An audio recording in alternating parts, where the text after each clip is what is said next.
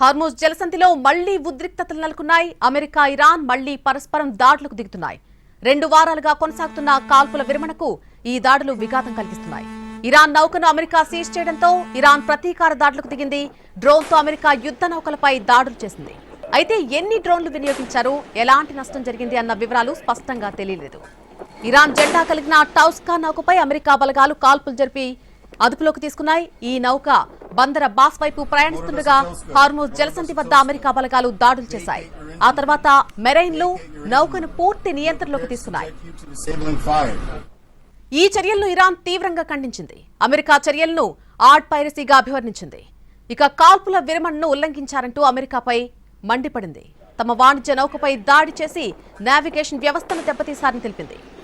తాజా ఘటనతో 2 దేశాల చర్చల మధ్య ప్రతిష్టంభన నెలకొంది. 2 దేశాల మధ్య చర్చలు నిలిచిపోయే సూచనలు కూడా కనిపిస్తున్నాయి. అమెరికా ప్రతిపాదించిన తదుపరి చర్చల్లో పాల్గొనబోమని ఇరాన్ సంకేతాలిచ్చింది.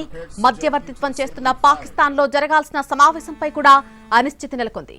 మరోవైపు తమ డిమాండ్లను ఇరాన్ అంగీకరించకపోతే మౌలిక సదుపాయాలపై దాడులు చేస్తామని అమెరికా అధ్యక్షుడు డొనాల్డ్ ట్రంప్ హెచ్చరించారు. దీనికి ప్రతిగా తమపై దాడులు జరిగితే గల్ఫ్ దేశాల్లోని అమెరికా స్థావరాలకు సంబంధించిన విద్యుత్, నీటి వనరులను లక్ష్యంగా చేసుకుంటామని ఇరాన్ హెచ్చరించింది. మొత్తంగా హార్మూజ్ జలసంధిలో పెరుగుతున్న ఈ ఉద్రిక్తతలు 2 దేశాల మధ్య జరిగే శాంతి చర్చలకు విఘాతం కలిగిస్తున్నాయి.